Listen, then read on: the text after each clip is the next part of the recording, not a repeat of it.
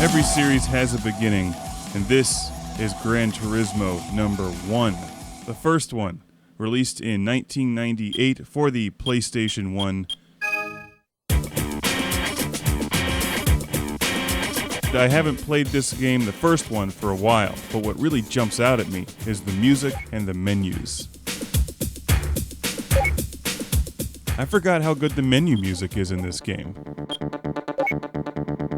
I love the simple menus, and the music is terrific. I wish they were still using it. It brings back a lot of memories. In fact, the only game that I think I've played more than Gran Turismo 1 is Gran Turismo 2.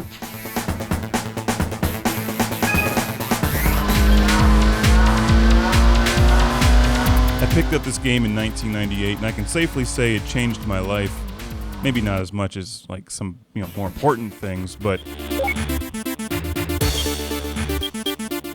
it certainly changed my perspective on driving games and took me from games like Outrun, which I still love, but took me from games like Outrun into Gran Turismo. And the whole concept of a game where you could buy different kinds of cars and modify them and tune them and race in a variety of different races on really cool tracks with terrific controls and just unlimited replay value. The Gran Turismo series has always been brilliant.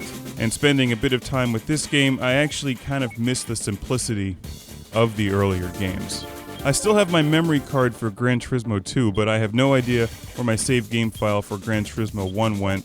And actually, I think that's more appropriate for this review because I've talked about the gameplay in Gran Turismo numerous times, and I've covered Gran Turismo 2 several times in various reviews.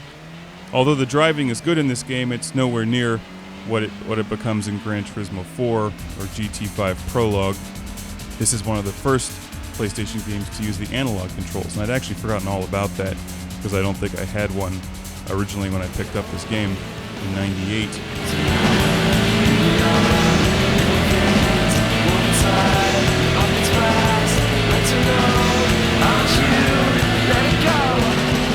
Graphically, it looks dated today, and they made a few improvements for Gran Turismo 2. But the gameplay of this series has always been solid, and it's still solid here in the first one. Starting GT1 again reminded me of that thrill that you get when you finally pass all those damn license tests, and you're able to buy your first used car and start racing with that, and I bought myself an old Mazda RX-7. You go through some of the easiest races. Sometimes you have to win them a couple times to finally afford a muffler upgrade or a computer chip that gives you 6 more horsepower. I acquired some more credits and then picked up one of my favorite cars from the old game, the Subaru Impreza.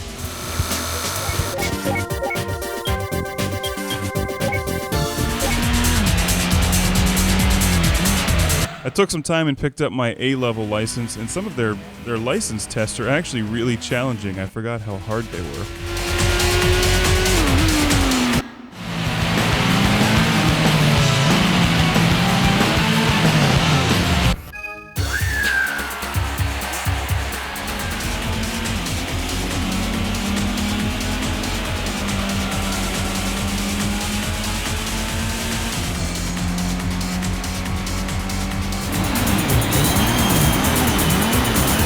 You can pretty much drive like a maniac in Gran Turismo 1 and get away with it. There's no penalties, and I frequently use other cars as cushions when I'm trying to make a fast turn.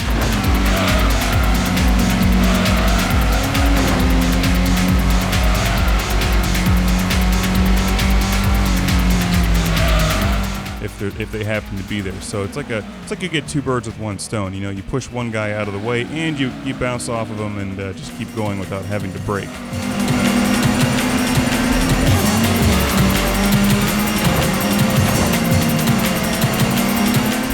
Gran Turismo 1 introduced me to some of my favorite tracks in the series, like Grand Valley, Deep Forest, Trial Mountain. I still remember most of these well and really miss them in Gran Turismo 5 Prologue, so as I'm recording this, we're still waiting for GT5, the full version. Hopefully they bring all of these back. I demand it.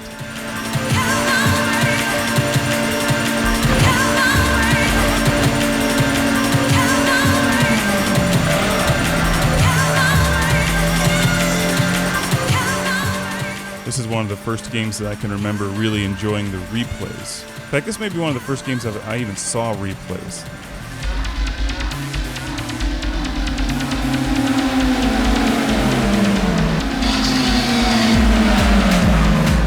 Pretty cliche now, every game seems to come with these music video style replays, but back then this was pretty revolutionary and really cool.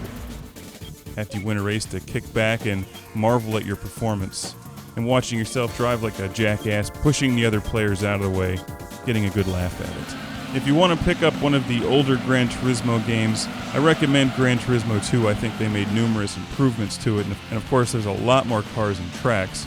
Playing Gran Turismo 1, though, is a nice reminder of how cool the series was when it began.